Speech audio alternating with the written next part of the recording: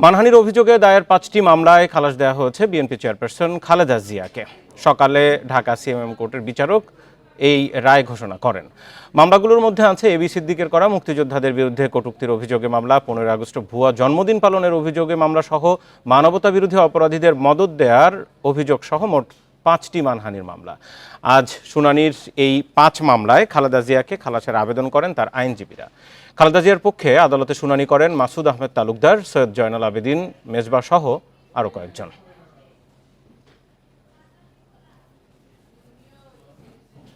আওয়ামী লীগের আমলে ম্যাডাম খালেদা জিয়ার বিরুদ্ধে কোনো মামলা করার জন্য কোনো স্যাংশনের প্রয়োজন হতো না। আমরা আদালতে যখন বলতাম তখন ওই সমস্ত স্যাংশন ব্যাকডেটে সরকার দিয়ে দিতেন। সরকারের পৃষ্ঠপোষকতা থাকতো, মামলা চলমান ছিল। এই মামলা মিথ্যা, এটা শুধু মিথ্যা নয়, এটা ছিল আওয়ামী লীগের সরকারের কাল্পনিক মামলা। এবং আমি বলেছি কিন্তু নাম সর্বস্বহীন পরিচয়হীন মানুষ, তারা আওয়ামী লীগের আনুকূল্য পাওয়া, দুর্নীতিতে সামিল হওয়া এবং রাষ্ট্রযন্ত্র ব্যবহার করে খালেদা জিয়ার নামে মামলা করলে সরকারের কাছাকাছি যাবে, দুর্নীতি করতে পারবে, সেই কারণেই সেই অসৎ উদ্দেশ্যে এই মামলাগুলো করা হয়েছিল। এই মুহূর্তে সিএমএম আদালত থেকে সরাসরি আমার সাথে রয়েছেন সহকর্মী আদিলুর রহমান। আদিলুর রহমান, আইনজীবী মাসুদ আহমেদ তালুকদার খানিকটা বলছিলেন, বাকিটা শুনবো আপনার কাছ থেকে। আর সেই সাথে আরেকটি বিষয়, এই মামলাগুলো নিয়ে মোটামুটি বেশ অনেক দিনই কিন্তু আদালতে আলোচনা হয়েছে, হ্যারাজ করা হয়েছে। ঠিক কোন গ্রাউন্ডে মামলাগুলো খালাস দেওয়া হলো?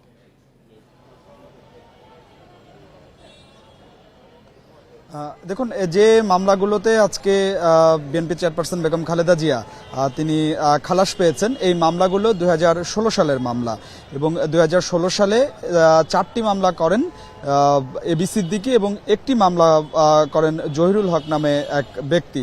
এরই মধ্যে আপনাকে জানিয়ে রাখি যে এবি সিদ্দিকী তিনি 4 বছর আগে মারা গেছেন। তিনি মারা যাবার পরেও এই যে মামলা, সেই মামলাগুলো আসলে চলছিল এবং মামলার যে শুনানিগুলো, সেই শুনানিগুলো কিন্তু আসলে বিভিন্ন সময়ে হচ্ছিল।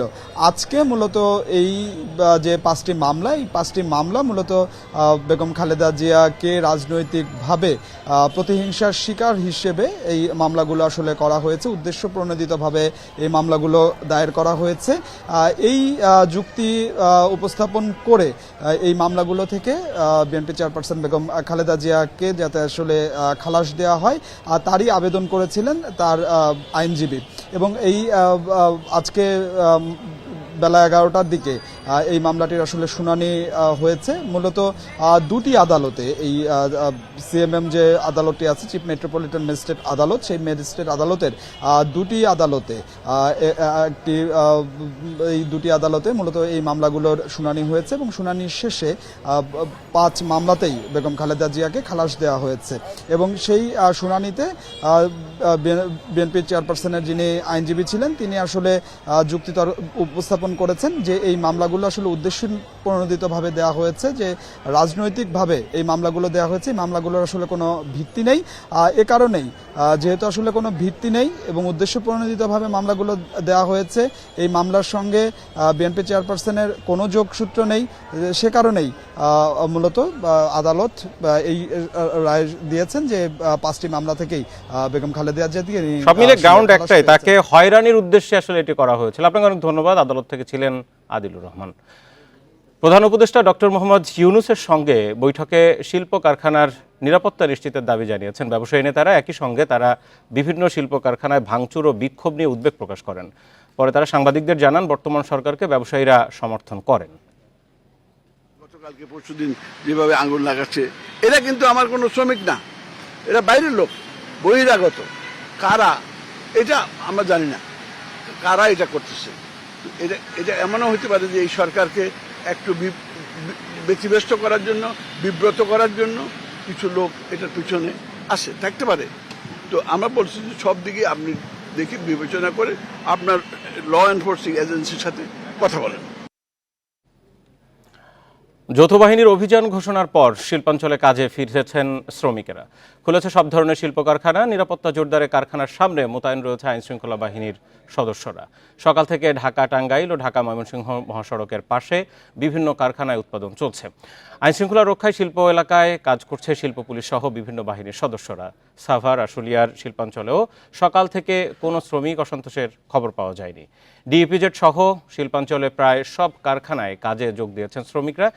এর আগে শ্রমিক ছাঁটাই বন্ধ, মজুরি বাড়ানো সহ বিভিন্ন দাবিতে বিক্ষোভ করেন এসব শ্রমিকেরা।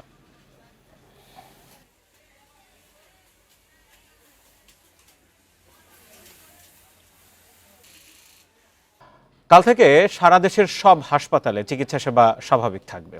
সকালে এক বিবৃতিতে একথা জানিয়েছেন ঢাকা মেডিকেলের চিকিৎসকরা। এর আগে কর্মবিরতি আংশিক প্রত্যাহারের পর ঢাকা মেডিকেলে চালু হয় বহির্বিভাগ। সকাল 10টা থেকে বহির্বিভাগে পাওয়া যাচ্ছে চিকিৎসা সেবা, চলবে দুপুর 1টা পর্যন্ত। এছাড়া সীমিত আকারে চলবে চিকিৎসকদের ব্যক্তিগত চেম্বার সহ অন্যান্য সেবাও। টানা 2 দিন বহির্বিভাগ বন্ধ থাকায় চরম ভোগান্তিতে পড়েন রোগীরা। হাসপাতাল এলাকায় চিকিৎসক সহ সবার নিরাপত্তায় নেওয়া হয় বিশেষ ব্যবস্থা। সেনা সদস্যদের পাশাপাশি আছেন র্যাব ও বিজিবির সদস্যরাও। শিক্ষার্থীর মৃত্যুকে কেন্দ্র করে ঢাকা মেডিকেলে শনি ও রোববার 3 দফা হামলার শিকার হন ইন্টার্ন চিকিৎসকেরা। এর প্রতিবাদে সারা দেশে কর্মবিরতির ডাক দেয় তারা। সে যেহেতু আমাদেরকে আশ্বস্ত করেছেন, আমরা আশ্বস্ত এবং আমরা আপনাদের মাধ্যমে আমরা তাদের কাছ থেকে একটা জাস্ট ভিজিবল একটা অগ্রগতি আমরা দেখতে চাই এবং আমরা আগামীকালকে থেকেই পুরোপুরি সবকিছু স্বাভাবিক কার্যক্রমে ফিরে যেতে চাই। চিকিৎসক অথবা স্বাস্থ্য সুরক্ষা আইন, এই দুটা বিষয় নিয়ে ওনারা যেন আমরা পার্সু করি, এটা যেন এনশিওর করা হয়, ওটার ব্যাপারে ওনারা এখন কথা বলছেন। ওনারা কিন্তু এখন আর সিকিউরিটি বা অন্যান্য ইস্যু দিয়ে কথা বলছেন না। দলীয় শৃঙ্খলা ভঙ্গ বা ভাবমূর্তি ক্ষুণ্ণ করা নেতাকর্মীদের বিরুদ্ধে কঠোর অবস্থানে বিএনপি। পদ যাই হোক, এ বিষয়ে কোনো ছাড় দেবে না দলটি। বিভিন্ন অনিয়মের অভিযোগে কমিটি বাতিল, বহিষ্কার সহ বেশ কিছু কঠোর সিদ্ধান্ত নিয়ে নেতাকর্মীদের সতর্ক করেছে শীর্ষ নেতৃত্ব। সবশেষ দলের স্থায়ী কমিটির সদস্য সালাউদ্দিন আহমেদ ও যুগ্ম মহাসচিব খায়রুল কবির খোকনকেও কারণ দর্শানোর নোটিশ দিয়েছে দল। আওয়ামী লীগ সরকারের হাতে গুম হয়ে 9 বছর ভারতে অবস্থানের পর আগস্টের দ্বিতীয় সপ্তাহে দেশে ফেরেন বিএনপির স্থায়ী কমিটির সদস্য সালাউদ্দিন আহমেদ। বিমানবন্দর ও নিজ এলাকায় নেতাকর্মীরা জানায় উষ্ণ সংবর্ধনা। তবে সেই সংবর্ধনায় যোগ দিতে বিতর্কিত ব্যবসায়ী গ্রুপ এস আলমের গাড়ি ব্যবহারের খবর গণমাধ্যমে প্রকাশ হলে সমালোচনার ঝড় ওঠে। ব্যাখ্যা চেয়ে তাকে চিঠি দেয় দল। শোকজের আগেই ঘটনাটি অনিচ্ছাকৃত বলে দুঃখ প্রকাশ করেন সালাউদ্দিন আহমেদ। আমার পক্ষ থেকে আমি জানতাম যদি যে এই গাড়ি একটি নির্ধারিত কোম্পানির বা তাহলে হয়তো আমি সাবধানতা অবলম্বন করতাম। আমার এই অসাবধানতা এবং অনিচ্ছাকৃত ভুলের জন্য যদি আমি দেশবাসীর মনে কষ্ট দিয়ে থাকি এবং অনুভূতিতে আঘাত দিয়ে থাকি, সেই জন্য আমি দুঃখ প্রকাশ করছি। এদিকে বিএনপির যুগ্ম মহাসচিব খায়রুল কবির খোকনের বিরুদ্ধে নিজ জেলার নরসিংদীতে বিভিন্ন আর্থিক অনিয়মের অভিযোগ উঠেছে। ডায়মন্ড ব্যবসায়ী দিলীপ কুমার আগারওয়ালের সঙ্গে বৈঠকের অভিযোগে খোকনকে শোকজ করেছে বিএনপি। দলীয় শৃঙ্খলা ভঙ্গ ও ভাবমূর্তি বিনষ্টকারীদের বিরুদ্ধে কঠোর অবস্থানে বিএনপির শীর্ষ নেতৃত্ব। আপনারা কেউ দয়া করে প্রতিশোধ পরায়ণ হবেন না, কেউ দয়া করে নিজের হাতে আইন তুলে নেবেন না। আপনাদের প্রতি আমার স্পষ্ট বার্তা, শক্তি কিংবা ভয় দেখিয়ে নয়, বরং ইনসাফ এবং উদারতা দিয়ে মানুষের মনকে জয় করুন, জনগণের ভালোবাসা অর্জন করুন। শৃঙ্খলা বিরোধী কাজে অংশ নেয় সম্প্রতি চট্টগ্রাম দক্ষিণ জেলা বিএনপির আহ্বায়ক কমিটি বিলুপ্ত করা হয়েছে। বহিষ্কার হয়েছেন ময়মনসিংহ দক্ষিণ জেলা বিএনপির যুগ্ম আহ্বায়ক ফখরুদ্দিন আহমেদ। 5 আগস্টের পর থেকে দলের 1.5 শতাধিক নেতার বিরুদ্ধে ব্যবস্থা নিয়েছে বিএনপি। Jahanara Parvin, independent news, Dhaka. সম্পদ গোপন ও কর ফাঁকি দিতে পদে পদে জালিয়াতির আশ্রয় নিয়েছেন আলোচিত ব্যবসায়ী নজরুল ইসলাম মজুমদার। ভুয়া দলিল তৈরি করে মাছের খামার থেকে 215 কোটি টাকা আয় দেখিয়েছেন এই ব্যবসায়ী নেতা। ইন্ডিপেন্ডেন্ট টেলিভিশনের অনুসন্ধানে উঠে এসেছে এমন তথ্য। অভিযোগ উঠেছে জাতীয় রাজস্ব বোর্ড এনবিআর এর আয়কর কর্মকর্তাদের যোগসাজশে পার পেয়েছেন তিনি।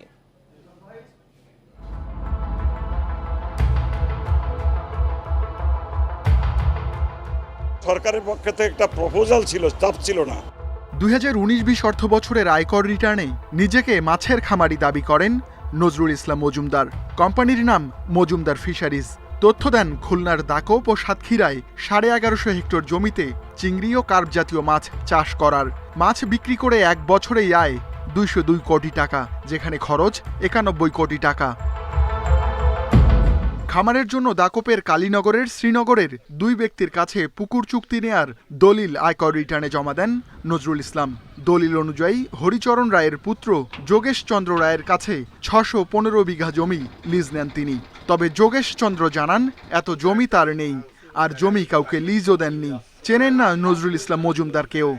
আমার মাত্র 10 থেকে 12 বিঘে সম্পত্তি আছে এবং তার ভিতর দিয়েও এই যে সম্পত্তির কথা উল্লেখ করা হয়েছে সম্পূর্ণ ফলস এবং মিথ্যা কথা, এবং এখানে 2000 সাল থেকে ঘের বলতে কোনো কিছুই নাই। এই এলাকার রইসুদ্দিন গাজীর ছেলে আব্দুর রশিদ গাজীর কাছে 3000 বিঘা জমি লিজ নেয়ার দলিল আয়কর রিটার্নে দেখান নজরুল ইসলাম।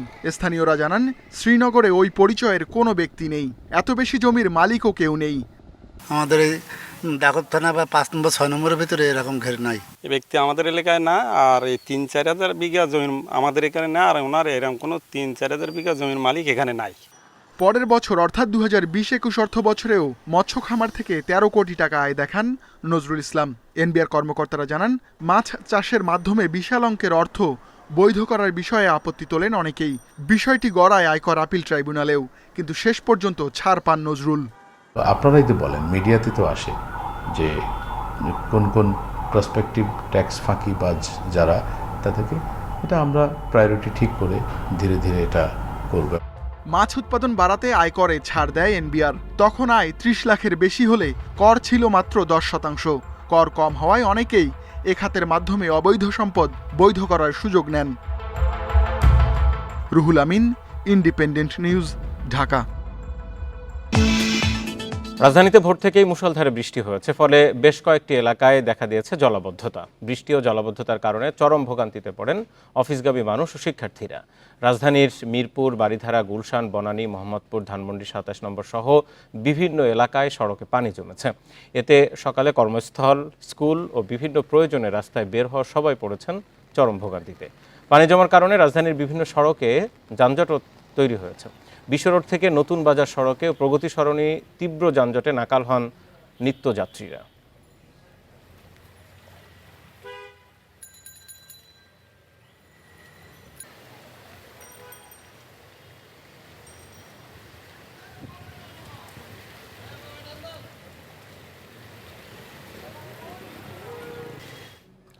বন্যার পানি নামলেও ঘরবাড়িতে ফিরতে পারছেন না দুর্গতরা। পানি নামার পর ফুটে উঠছে ক্ষয়ক্ষতির ভয়াবহতা। কুমিল্লায় গোমতী নদীর উজানের পানি নামতে শুরু করলেও নতুন সংকটে পড়েছেন বাসিন্দারা।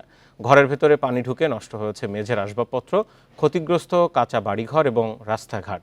বুড়িচংয়ের প্রায় 5000 বাড়িঘর সম্পূর্ণ ক্ষতিগ্রস্ত হয়েছে। নোয়াখালীর বেশিরভাগ এলাকায় বাড়িঘর, দোকানপাট এখনও পানিতে ডুবে আছে। শহরে পানি থাকলেও দোকানপাট খুলতে শুরু করেছেন ক্ষুদ্র ব্যবসায়ীরা। লক্ষ্মীপুরে ব্যবসা প্রতিষ্ঠান ও ঘরবাড়ি থেকে পানি নামায় পরিস্থিতির কিছুটা উন্নতি হয়েছে। 198টি আশ্রয়কেন্দ্র থেকে বাড়ি ফিরতে শুরু করেছেন বানভাসীরা। তবে এখনও আশ্রয়কেন্দ্রে রয়েছে 32,000-এরও বেশি মানুষ।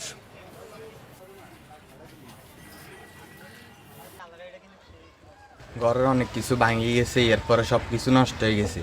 এখন কিভাবে কি করবো এটার কোনো ব্যবস্থা নাই। প্রায় 20-25 দিনের মতো আমরা দোকানপাট কিছুই খুলতেছি না, দোকানপাট সব বন্ধ, খুলতে পারতেছি না পানির যে অবস্থা। বন্যার পানি আপাতত ধীরে গতিতে নিষ্কাশিত হচ্ছে এবং হ্রাস পাচ্ছে। আর লক্ষ্মীপুরের পানি ধীরে গতির কারণে বিভিন্ন জায়গায় খাল দখল হয়ে গেছে, প্লাস্টিক এবং বিভিন্ন জাল এবং অবস্ট্রাকশন তৈরি করে রেখেছে, যার জন্য পানি ধীরে গতিতে নামছে। নোয়াখালীতে ওএমএসের মাধ্যমে নিম্ন আয়ের মানুষের মাঝে চাল, আটা বিক্রি শুরু হয়েছে। সকাল থেকে জেলা শহরের মাইজদি বাজার, দত্তেরহাট সহ 15টি পয়েন্টে এই কার্যক্রম চালানো হয়। প্রতি কেজি চাল 30 টাকা ও আটা 24 টাকা দরে বিক্রি করা হচ্ছে। জনপ্রতি সর্বোচ্চ 5 কেজি চাল ও আটা নিতে পারবেন। কর্মসূচির আওতায় কার্ডধারীরা এই সুবিধা পাচ্ছেন। কম দামে চাল ও আটা পেয়ে খুশি নিম্ন আয়ের মানুষ। শুক্রবার ও শনিবার বাদে সপ্তাহের 5 দিন এই কার্যক্রম চলমান থাকবে বলে জানিয়েছেন ওএমএসের ডিলাররা।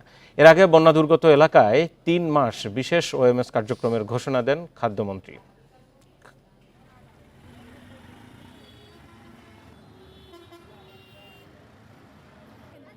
অল্প মূল্যে, দ্রব্যমূল্যে জানি আমরা এই জিনিসটা পাই সবসময়, এটাই সরকারের কাছে আবেদন। বন্যার কারণে সরকারের নির্দেশ অনুযায়ী আমরা বিভিন্ন পয়েন্টে যে চাল আটা দিতেছি। মাইজদি বাজার পৌরসভার সামনে, তারপরে যায় মিনিসিটি বাজার, দত্তেরহাট এবং সোনাপুর 0 পয়েন্ট। মাত্র 1.5 কিলোমিটার এলাকায় বাঁধের অভাবে প্রতি বছরই বর্ষা মৌসুমে যমুনার পানি ঢুকে প্লাবিত হয় সিরাজগঞ্জ সদরের 6টি গ্রাম।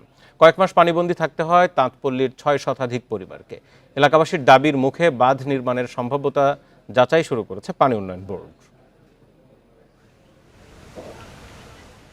বাঁধ না থাকায় এবারও বর্ষায় যমুনা নদীর পানি ঢুকে তলিয়ে গেছে সিরাজগঞ্জ সদর উপজেলার সায়দাবাদ ও কালিয়াহরিপুর ইউনিয়নের ৬টি গ্রাম।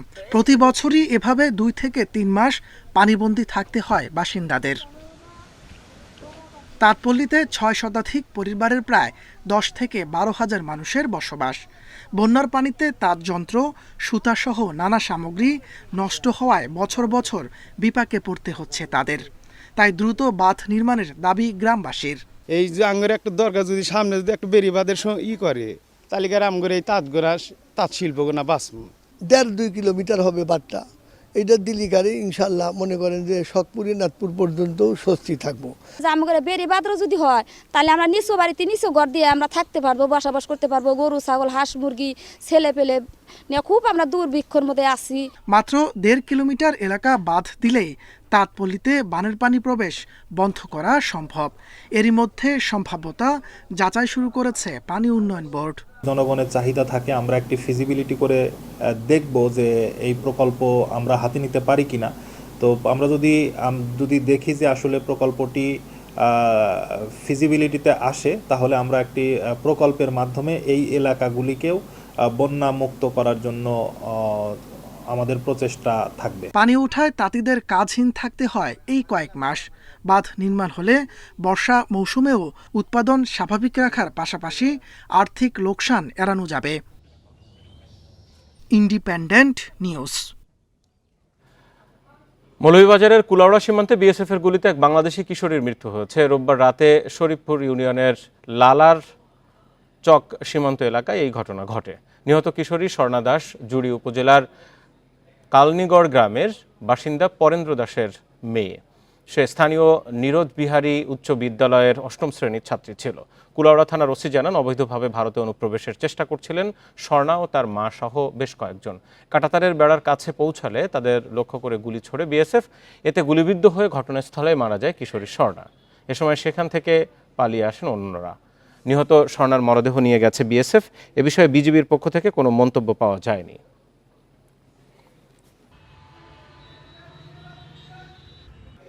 বিতিন সংবাদ দুপুর আজ পর্যন্ত এতক্ষণ সাথে থাকার জন্য ধন্যবাদ সবাইকে। ফেসবুক, ইউটিউব এবং এক্সে রয়েছে আরও বিস্তারিত সংবাদ।